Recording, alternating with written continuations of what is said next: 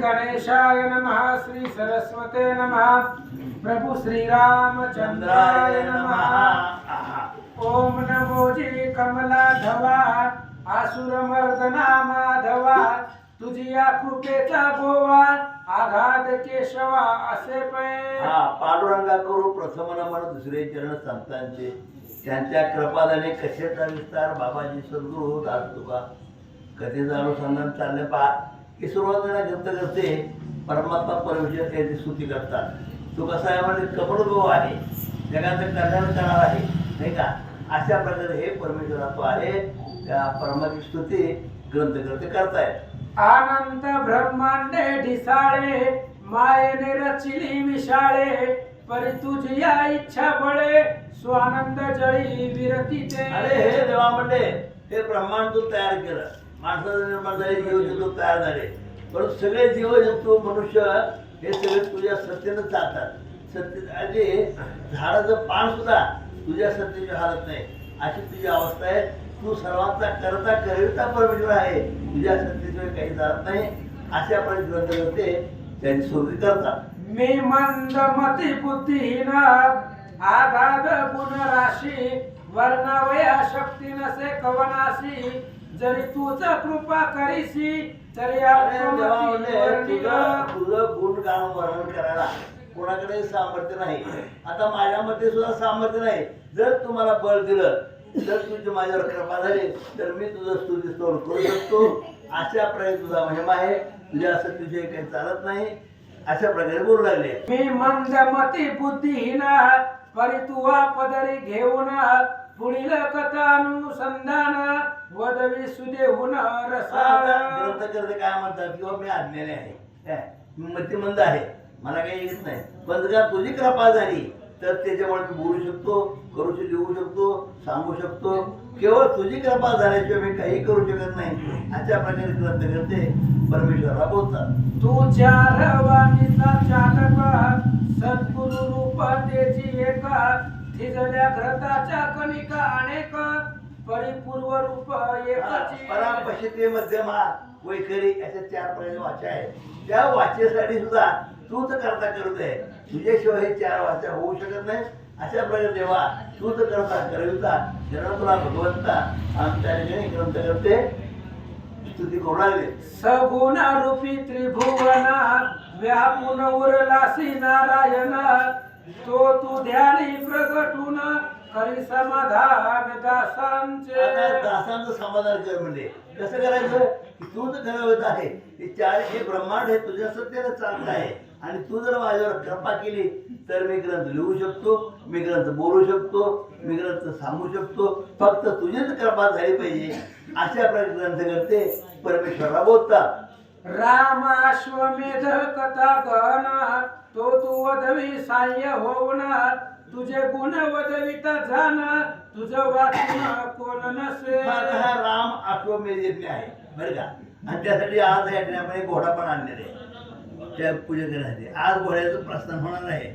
आणि म्हणून त्या ठिकाणी काय सांगितलं की हे आता हा जो राम अश्वमेध यज्ञ आहे त्याची कथा लिहिण्यासाठी मला तुम्ही शक्ती द्यावी बुद्धी द्यावी असं ग्रंथ करते प्रत्यक्ष परमेश्वराला बोलतात एकादश अध्यायाच्या अंती वारु सोडिला मेदिनी वरुती पुष्कर गेला कांते प्रती निरोपासी मागावया आपण काल ऐकलं बघा की या ठिकाणी घोडा आता या ठिकाणी सोडायचा त्यावेळेला पुष्कर नावाचा मुलगा आहे तो भरताचा मुलगा आहे आणि तो आपल्या पत्नीला भेटायला गेला काय भेटायला गेला आणि तिचे काय म्हणणं ऐकावं आणि तिच्या निरोप घेऊन मग आपण जावं म्हणून तो पुष्कर नावाचा भरताचा मुलगा आपल्या पत्नीला भेटण्यासाठी गेला अशा प्रकारे कथा काल झालेले प्रेमे भाषण करून कांतिमतीचे केले समाधान पन्नगेश म्हणे मुनी लागून ऐक वचन सतीचे आणि अशा प्रकारे त्या ठिकाणी हा पुष्कर आहे भरताचा मुलगा आहे आणि तो आपल्या पत्नीला भेटायला गेला आता मी चाललो म्हणजे युद्धाला आणि म्हणून त्या ठिकाणी आता आपण काय तर वर नाही केले तिथं त्या स्वरूपाचं वगैरे आणि आता हा त्याला भेटला बोलला आता त्याची पत्नी त्या पुष्कराची पत्नी काय बोलते हे आपण सावधचित्तानं ऐकावं अशा प्रकारे बोलतात आई कोणी पती वचनाते प्रेम भरले अंतक सती ते चंद्रवदने चंद्राते लाजविते वाटत असे. अशा प्रकारे आता आपला पती बोलला. काय बोलला? हे म्हणजे मी आता काय चाललो म्हणजे आता मी युद्धाला चाललो आहे, नाही का, अशा आपल्या पुष्कर आपल्या पत्नीला बोलला. आणि मग त्या ठिकाणी त्याचं उत्तर आता ते कशी देते, सावचिता नाही का म्हणतात. भाषण करिता दंत पंक्ती वाटे हिरे विखुरती म्हणे नाथ तुम्हा प्रती सकल जगती जय असो. आता या ठिकाणी ज्या स्वरूपात वर्णन केले, ज्यावेळेस त्याची पत्नी बोलू लागली त्यावेळेस ते दात अगदी हिऱ्यासारखे चमकू लागले, नाही का. अत्यंत सुंदर अशी पत्नी आहे. त्या दाताचं वर्णन केलंय, कानाचं वर्णन आहे, डोळ्याचं वर्णन आहे. अशा सुंदर पत्नीचं वर्णन ग्रंथकर्त्याने केले म्हणतात. आश्वाचे करोनी रक्षण पितृ आज्ञा करी पालन दूर गेली कारण मज लागीन विसरावे. आणि अशा प्रकारे आता पत्नी बोलते, तुम्ही म्हणजे त्या घोड्याचं रक्षण करा, चालवा म्हणते, नाही का. घोडा आता निघणार आहे उद्या, त्यावर तुम्ही चाला, रक्षण करा. तर तुम्ही काय करा म्हणजे त्याचं काम रक्षण करा आणि लवकर परत या. अशा प्रकारे पत्नी आपल्या पतीला बोलते. पद्मनयना महावीरा वीर श्रेष्ठा परम उदारा वीर पत्नी हे नाम समर धीरा मज द्यावे त्रैलोक. आणि अशा प्रकारे तुम्ही काय करा म्हणजे मला वीर पत्नी हे पद शोधण्यास द्यावी. त्याचप्रमाणे आपलं कार्य चांगलं करावं, योग्य रक्षण करावं, जे जे येतील त्यांचं रक्षण करावं आणि अशा प्रकारे शत्रूशी युद्ध करून विजय मिळवावा. पत्नीने मला वीर पत्नी म्हणून माझाही काय गौरव वाढवावा. अशा प्रकारे पत्नी आपल्या पतीला बोलते. युद्ध वीराची गणना करीती त्या पुले नाम असावे पुढती भूषण दिजे कुलाप्रती जावे सत्वरी. आता युद्धामध्ये काय पराक्रम केल्यानंतर त्याचं कौतुक करतात लोक. तसं तुम्ही युद्धाला गेल्यानंतर तुमचंही कौतुक करावं लोकांनी.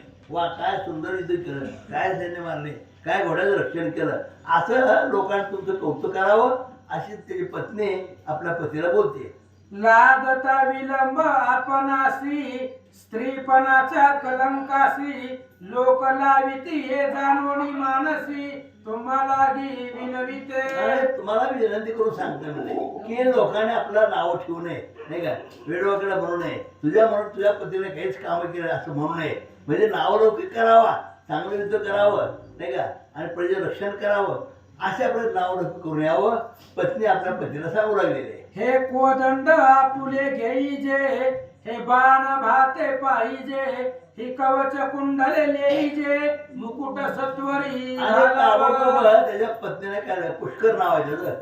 आज त्या पत्नीने लगेच ताबडतोब बाण भाता दिला, धनुष्यबाण दिलं आणि त्या ठिकाणी टोप घातला आणि अत्यंत शुद्ध योद्ध्यासारखी त्याला रचना करून त्याचं कौतुक लागले. सकळ आणून पुढे ठेवीत उदांजळी उभे राहत ऐकोन स्त्रीच्या भाषणाप्रत पुष्कळ वदत ते आणि अशा प्रकारे त्या ठिकाणी आता सगळं साहित्य त्यासमोर ठेवलंय आणि हात जोडून उभं राहिले पत्नी बरं का. आणि त्यावेळेला माझा हा पुष्कर नावाचा जो मुलगा आहे भरताचा, तो आपल्या पत्नीला काय म्हणतो ते जरा सावचिता ऐकावं असं ग्रंथकर्ते बोलतात. हे कांतीमती मम पत्नी कल्याण असो तुझ लागोणी तुझे अमृत तुल्य वचने ऐकोणी आनंदमणी झाला. अशा प्रकारे आपल्या पत्नीचं कौतुक करतात. खरोखर म्हणजे तू अत्यंत मला अभय दिलं, नाही का, अभय देऊन मला युद्धाला पाठवतेस आणि तुझं मान्य करतो आणि तुझ्या ह्या गोड रसाळ भाषणामुळे मलाही स्फुरण आलं, मी युद्धाला जातो आणि यश मिळून येतो. अशा प्रकारे पुष्कर आपल्या पत्नीला बोलतो. जैसे तुवा केले भाषण तैसाची मही वर्तेन तू वीर पत्नी सत्य जाण कीर्ती वर्धमान होय तुझी. तू वीर पत्नी आहे असं तुझं कौतुक होईल, नाही का, आणि तुझ्या सांगण्याप्रमाणे मी पराक्रम करील, शुद्ध योद्धाला मारेल, नाही का, आणि अशा प्रकारे मी यश मिळवून येईल, तुझं नाव लोक करील किंवा वीर पत्नी म्हणून लोक गौरव करतील. अशा प्रकारे मी वाक करतो असा पुष्कर आपल्या पत्नीला बोलू लागलेला आहे. जगती कोणी तुझं लागून दोष न ठेविती जाणार ऐसे करुणी ती भाषण केले धारण कवचादी. आणि अशा प्रकारे काही नाही म्हणजे आपल्या नावाला बट्टा लागणार नाही असं वागणार नाही. सुंदर कार्य करणार, तुझं नाव लौकिक करणार तुला आणि अशा प्रकारे तुला वीर पत्नी म्हणून तुला पद मिळेल. म्हणून ताबडतोब गोड गोड बोललेला आहे आपल्या पत्नीला. आणि डोक्यावर शिरस्त्राण घेतलेलं आहे, हातामध्ये भाता धनुष्य घेतलेला आहे. आणि हा पुष्कर त्या घोड्याच्या रक्षणा निघाला म्हणतात. किरीट घालून शिरसी हस्ती घेतले शरधनुषी. सकल आयुध सुशोभित त्यासी पाहत सती हर्षली. आता त्यावेळेस त्यांनी शिरस्त्राण घेतलं म्हणजे टोप घेतला, त्याच्यानंतर धनुष्यबाण घेतलं, भाता घेतला, अगदी युद्धात तयार झाला. आणि आपल्या पत्नीला तू काय म्हणतो ते ऐका. हे वीर पत्नी पतिव्रता सती मज पती निगता संग्रामासी. सती ओवाळी तयासी मगा निंगुडी तियसी. पुष्कर वदे ते ऐका. अशा प्रकारे अत्यंत सुशोभित असं त्या ठिकाणी शिरस्त्राण घातलेलं आहे, धनुष्यबाण घेतलेला आहे नाही का, धनुष्यबाण घेतलेला आहे, भाता आहे व्यवस्थित. आणि अशा प्रकारे पोषक घेऊन तो निघाला. आणि आपल्या पत्नीला आलिंगन दिल्यानंतर आता पत्नीला ओवाळलेला आहे आणि तो आता घोड्याच्या रक्षणासाठी निघाला म्हणतात.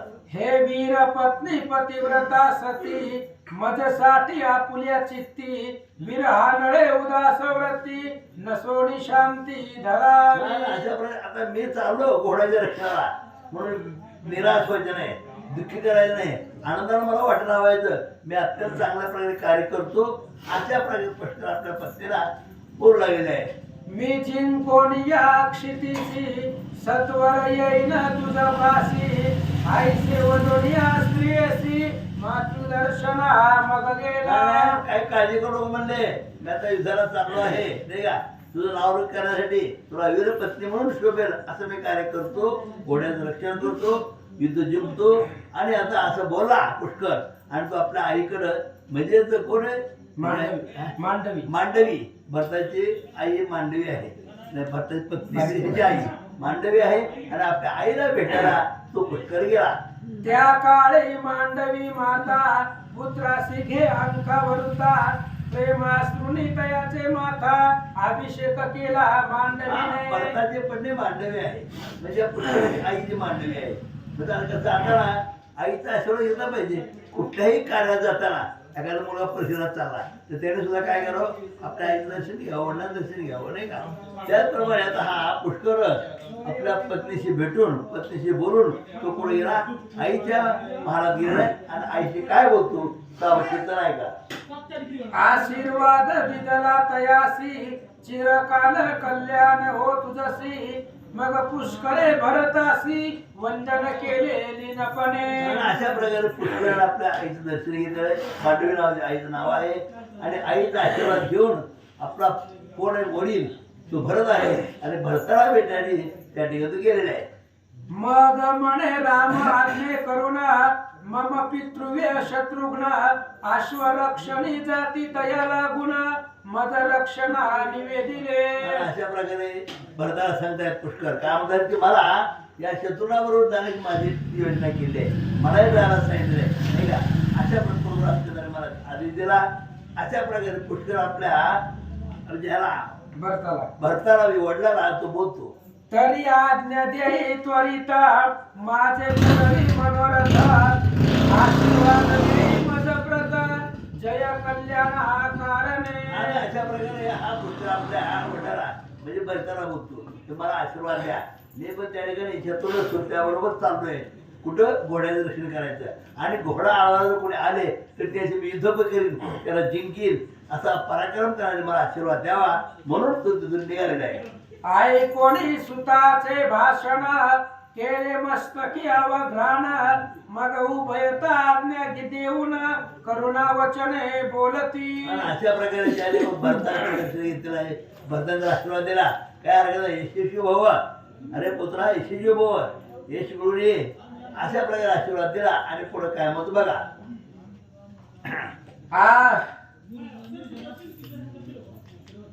सत्वरी जाई पृष्टी रक्षका जिंकोणी सकळ नृपवर देख. पराक्रमी गाजवी त्रिलोक विजयी होई सुपुत्रा. त्या ठिकाणी भरताला आशीर्वाद दिला काय की आशीर्वाद दिला.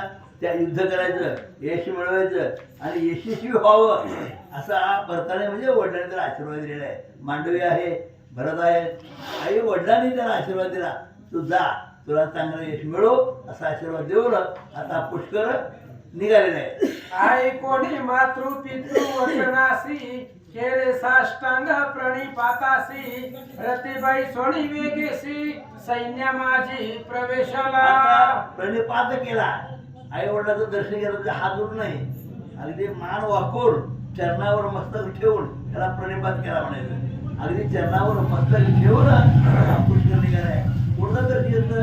वडिलांचं. वडील भरत आहे, आई मांडवी आहे, म्हणजे अशा भरताचं ना आईचं दर्शन घेऊन पुष्कर दर्शन म्हणजे अगदी मान खाली टेकून चरणावर मस्तक ठेवून हा पुष्कर आपला आशीर्वाद घेऊन निघाला.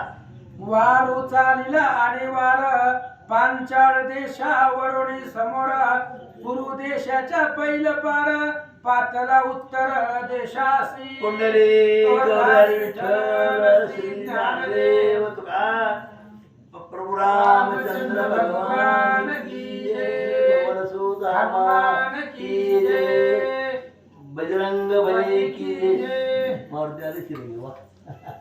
तर आता घोडा निघाला आणि बरं का मात्र घोडा निघाला नाही.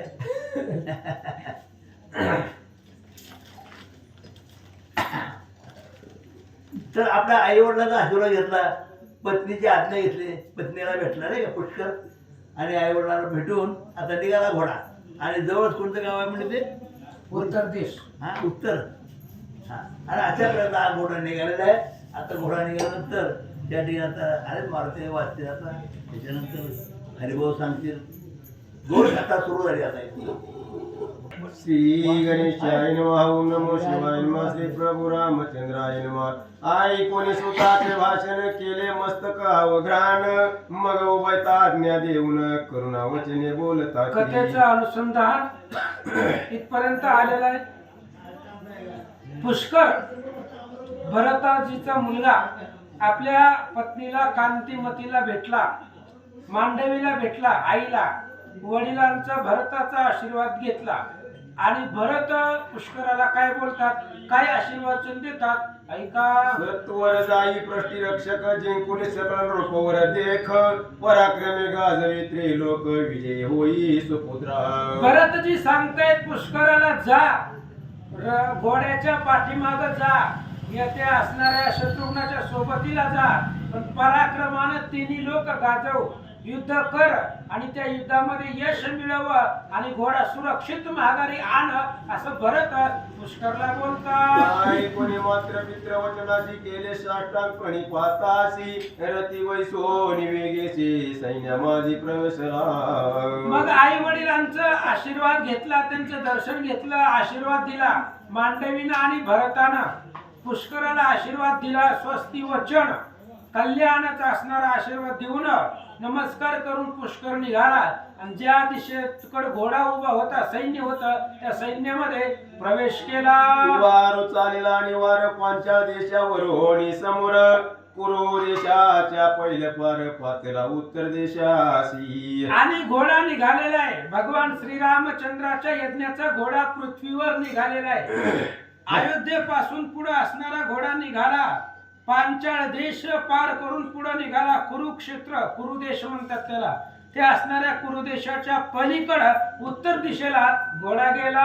तया पाठी सैन्य भार, चालला शत्रुघ्नाचा पार, देशोदेशीचे नृप वर देती करवार आणोनी. घोडा पुढे चलतोय, पाठीमाग शत्रुघ्न महाराज आहे आणि शत्रुघ्न सगळ्या सैन्यासहित पुष्कर आणि शत्रुघ्न पाठीमाग घोड्याचे आणि घोडा पुढे चलतोय.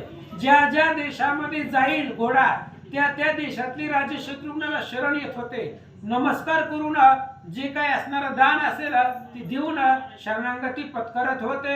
ज्या ज्या ठाई शत्रुघ्न वीर, प्रवेशती समरधीर, ते राम यश अपार, सकळ राजे वर्णिताते. ज्या ज्या देशामध्ये शत्रुघ्नाचा घोडा जाईल, शत्रुघ्न जाईल, त्या त्या देशामधली लोक रामचंद्राचं यशाचं वर्णन करत होती. कारण त्या घोड्याच्या मस्तकावरती रामचंद्राचं नाव होतं आणि रामाचं नाव असल्यामुळं ती घोडा सहसा कोणी पकडत नव्हतं, पकडण्याचं धाडस करत नव्हतं. प्रत्येक जण रामचंद्राच्या चरणाचं शौर्याचं वर्णन, पुरुषार्थाचं वर्णन करत होत असं या ठिकाणी सांगतात. बरं, थोडा एक अर्धा तास लागतो ते. बरोबर. रावणादी मातले आई दया दुष्टांचा संवार करी, जो का भक्त कात कैवारी अयोध्या विहारी राम हा. रामचंद्राचा घोडा असल्यामुळं कोणीच पकडत नव्हतं महाराज. त्यांना माहित आहे अचानक रावणाला मारले. रावणाचा दरारा त्रैलोक्यावरती होता. देव त्याच्या घरी कामाला होते. वाऱ्याला सूर्याला बंधनं होती. एवढा पराक्रमी रावण ज्या रामानं मारलाय त्या रामाचाही घोडा आहे. आपण कसं पकडायचं म्हणून कोणीच पकडत नव्हतं. आणि रामाच्या पुरुषार्थाचं वर्णन प्रत्येक देशात करत होते. जो सुरांसी वंदे, जो जगद्गुर कंद, जया नारदादी ऋषी वृंद, गाती तोची राम हा.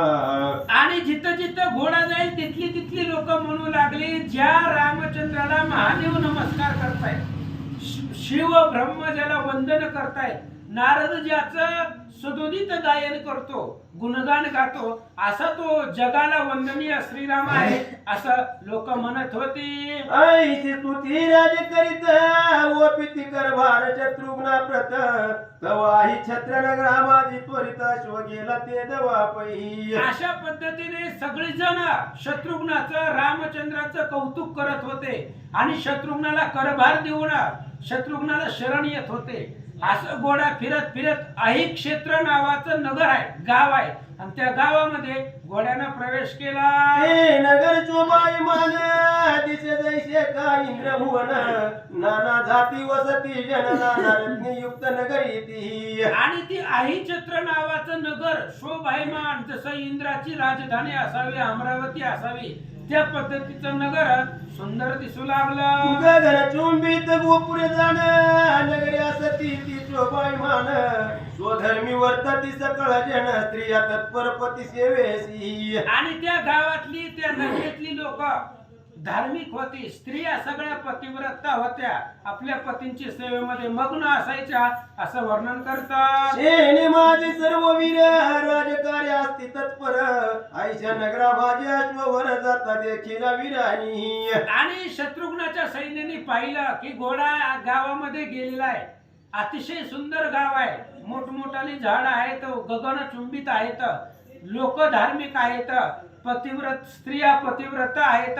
आणि अशा नगरामध्ये घोडा जात असताना वीरांनी पाहिला.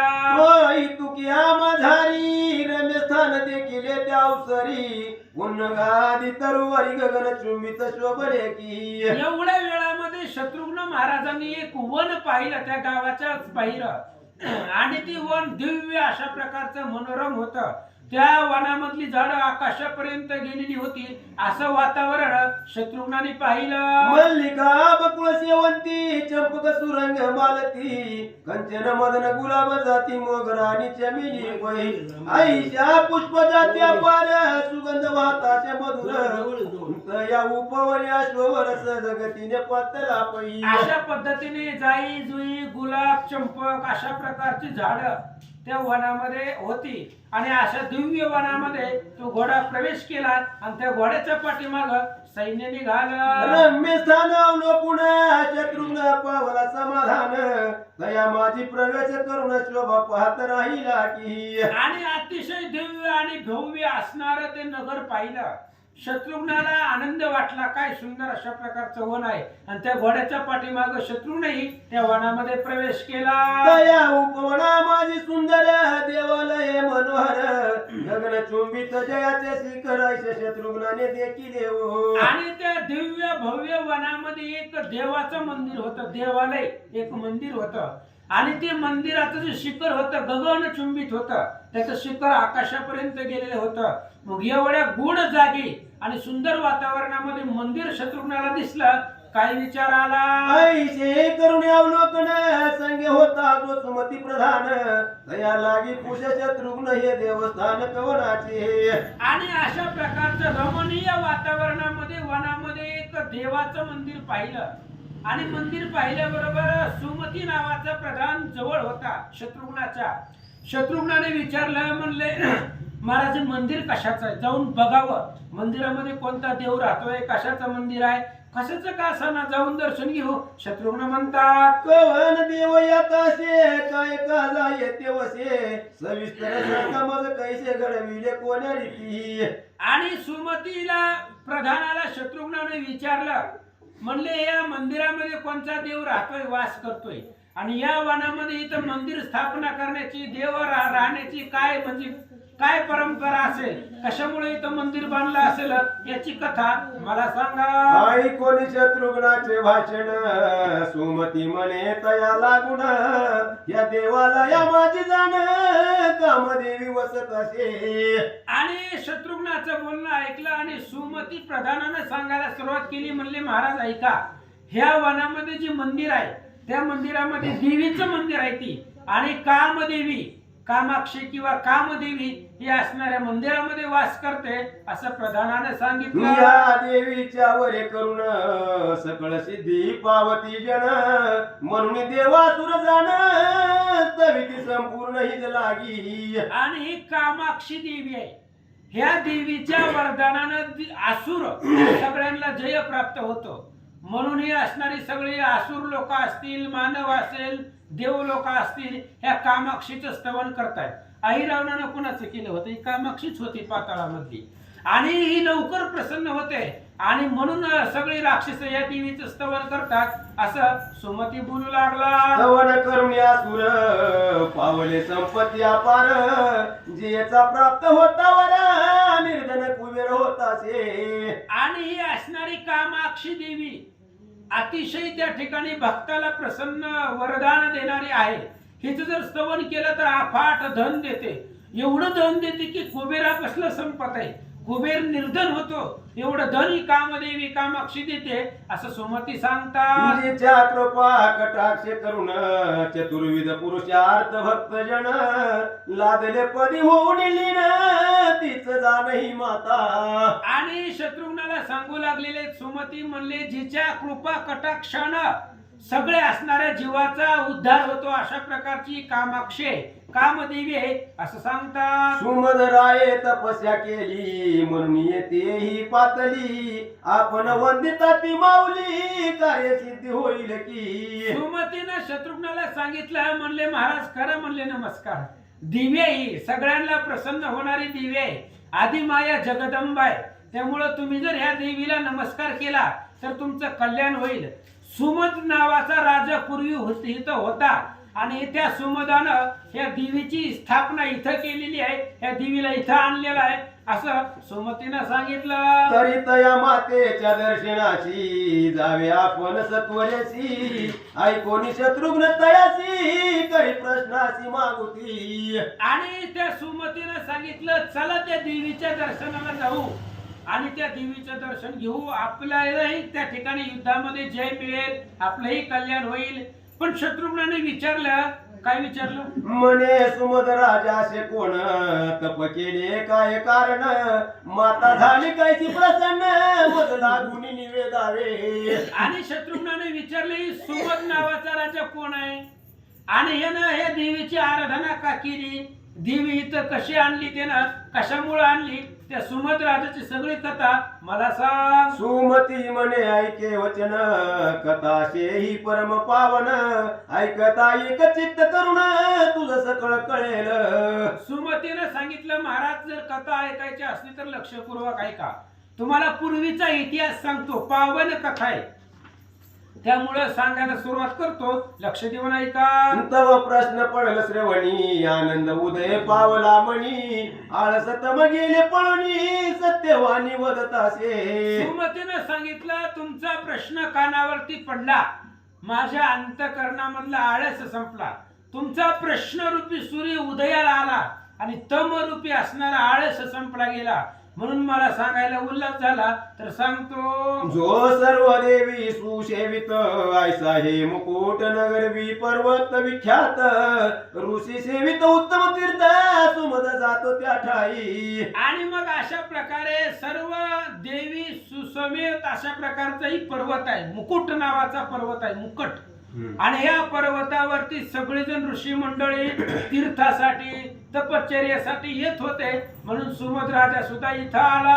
तप करा म्हणून गेला पर्वता लागून कामनची तरी कारण तुझ लागून निवेदितो. आणि त्या मुकट पर्वतावरती सगळे ऋषी मंडळी तीर्थाला येत होते, तपश्चर्याला येत होते. मग सुमद राजालाही वाटलं की आपण त्या पर्वतावर जावं आणि तप करावं. मग त्या राजानं तप कशामुळे केलं? आई राजा असता लहान बाळ माये बापासी झाला काळ तेव्हा शत्रूची वाटला सुकाळ राज्य सकळ हरण केले. आणि सुमद नावाचा राजा लहान होता, बाळ होता, बाळ. आणि बाळ असताना त्याच्या आई वडिलांना काळाने खाल्लं. चंद्रहास्य राजासारखी. चंद्रहास्य ही 3च वर्षाचा होता. त्यावेळेस त्याच्या आई बापाला परशत्रूंनी मारलं आणि काळानं त्या सुमदाच्या आई वडिलांना मारलं. त्यामुळं बाळ एकटं राहिलं आणि शत्रूंनी त्या असणाऱ्या राज्यावरती अटॅक केला, हमला केला आणि ते राज्य आपल्या ताब्यात घेतलं. सोनिया राजाचा बाळ अन्न वस्त्राचा तयासी दुकाळ म्हणून पर्वती जाऊन आडळ केले आसन तपासी. आणि राजकुमार होतं, ही राजाचं लेकरू होतं. सुमद नावाचा राजा राजकुमार होतं, राजाचं बाळ होतं. पण अन्न आणि वस्त्राचा दुष्काळ होता, खायला अन्न मिळत नव्हतं, घालायला कपडे नव्हते. म्हणून हे असणाऱ्या पर्वतावरती आला आणि तप करू लागला. 3 संवत्सर पर्यंत राहिला नवदक वर्जित कामादेवीचे ध्यान करीत दृढ चित्त करुनिया. 3 वर्षापर्यंत अन्न पाण्याचा त्याग त्या सुमद राजाने केला. आणि मग कामाक्षी देवी कामदेवीची इच्छा धरून तिची आराधना करू लागला. तैसेची 3 वर्षे जाण वृक्षाची गळीत पत्रे आणून ती करुनिया भक्षण तप दारुण मांडिले. पहिल्यांदा 3 वर्ष अन्न पाण्याचा त्याग केला. पुन्हा दुसऱ्या 3 वर्षामध्ये सगळं सोडून दिलं. फक्त जी काय वाळलेली पानं होती झाडांची ती पानं फक्त आणून आहार करायचा. अशी 3 वर्षे तपश्चर्या देवीची केली. मग 3 अब्द पर्यंत शीत काळी शीत उदकी राहत उष्ण काळी पंचाग्नी ताप घेत प्रावरट काळी सेवी पर्जन्याते. आणि मग पुन्हा पुढच्या 3 वर्षामध्ये 3 अब्द वर्षापर्यंत आहे ना पुन्हा देवीची कठोर तपश्चर्या करायला लागली. थंडीचे दिवस सुरू झाल्यावर आपण गोदड्या घेतो, वाकड्या घेतो, स्वेटर घालतो, कानटोपी बरंच काही घेतो. पण थंडीच्या वेळामध्ये सुद्धा तो थंड पाण्यामध्ये बर्फामध्ये बसायचा. उन्हाळ्यामध्ये पंचाग्नी त्या असणारा सेवन करत होता आणि पावसाळ्यामध्ये पावसामध्ये भिजून तपश्चर्या करू लागला. तरी न होई देवी प्रसन्न म्हणून 3 संवत्सरान केले वायूचे भक्षण न चळे मन याचे. मग तरी देवी प्रसन्न झाली नाही. एवढं सोपं आहे का देवन देवी प्रसन्न होण्यासाठी? देवी प्रसन्नच झाली नाही. मग पुन्हा पुढची 3 वर्ष त्यानं एवढं कठोर केले की अन्न पाणी जी काय वाळलेला पाला होता तेही खायचा बंद केला. फक्त वारा प्राशन करायचा, येणारा वारा सेवन करायचा आणि त्याच्यावर तो तपश्चर्या करू लागला. निद्रे लागी जिंकून करी भवानीचे ध्यान आयचे 2 वर्ष जाण तप दारुण केले पै. आणि निद्रेचा त्याग केला. 12 वर्ष झोप नाही, अन्न नाही, पाणी नाही, कुठल्याही प्रकारचा आहार नाही आणि 12 वर्ष निराहारी तप करून त्या ठिकाणी तू देवीची त्या जगदंबेची आराधना करू लागला. तप तेज पाहुण्या निवार भय पावला आशाची वर काय नेनो हा राजकुमार माझे स्थान घेतो की. आणि मग एवढं वर्ष कठोर तप केल्यानंतर ना इंद्राला टेन्शन आला. गादीवर बसून खुर्चीवर बसून इंद्र म्हणू लागला, खुर्ची जाती वाटायला लागली माझी. ज्या अर्थी ही तप करायला लागले त्या अर्थी माझं आसन घेतोय, माझं आसन घेण्यासाठी जी तप करायला लागले म्हणून काहीतरी याच्या तपामध्ये विघ्न करावं असा विचार इंद्र महाराज करतात. ऐसा होऊनी भयाभीत सहपरिवारे अप्सरायुक्त वाचारून मदना प्रथा म्हणे ऐक मम वचनासी. आणि मग इंद्रदेवाला खुर्चीवरती नीट बसवलं जायला गेलं. त्याला टेन्शन यायला लागलं. त्यानं मदनाला बोलवलं, मनमत म्हणतायत त्याला. आणि त्या मदनाला 4-5 स्त्रिया अप्सरा, रंभा, उर्वशी यांच्या समवेत काय म्हणतो, मनमता त्वा जाऊन सोमदाचे तपा करी विघ्न, या कामी तुझा समान नाही दुसरा त्रिजगी. इंद्राने त्या मनमथाला म्हणजे मदनाला सांगितलं, मदना तू जा, कारण मदन जगात सगळ्यात सुंदर आहे. म्हणून मदनाचा पुतळा असं वर्णन काही काही ठिकाणी येतं. मदना एवढं सुंदर कोणीच नाही, तू जा आणि त्या असणाऱ्या इंद्रा जे काही राजा सुमद्राचे तप करतोय त्या तपाला विघ्न कर, असं इंद्रदेव सांगतात. परी सोन्याईशे इंद्र वचन वेळवे करून करी भाषण, मी ब्रह्मादिकाच्या तपा लागून लाविल्या वाटे क्षण मात्रे. इंद्रानं काम सांगितल्याबरोबर त्या मदनाची छाती फुगली, गर्वानं पुढे होऊन ती म्हणू लागला, काय एवढं काम सांगायला.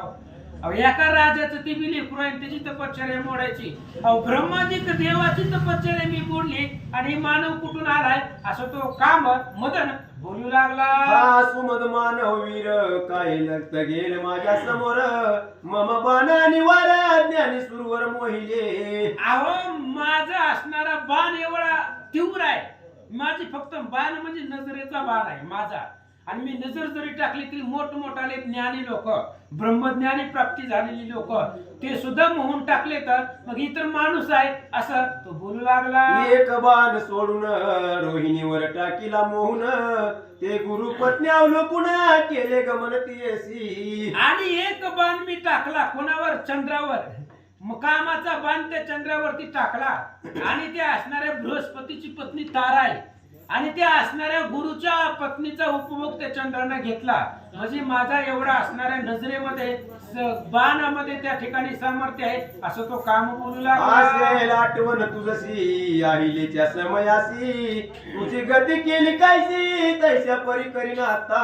आणि त्या मदनानं कामानं सांगितलं, इंद्र महाराज कशाला तुम्ही लोड घेता म्हणले, मी असताना.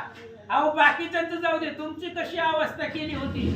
अहो ते असणाऱ्या इंद्रदेवा, ब्रह्मदेवाची मुलगी अहिल्या गौतमाला दिली म्हणून तुम्हाला किती मनस्ताप झाला, आणि त्या असणाऱ्या अहिल्याबद्दल तुमच्या मनामध्ये किती असणारा रोष निर्माण झाला, मीच केला असं तो मदन बोलू लागला. विश्वामित्र तपोधन 60 सहस्र वर्ष जाण, तपला लोह पिष्ट बक्षुन परी उर्वशीशी गमन केले. विश्वामित्र 60,000 वर्ष लोखंडाच्या सुळावरती बसून लोखंडासारखं तप त्याने केलेलं आहे, तीव्र लोहपिष्ट भक्षून त्यानं तीव्र तप केलं होतं.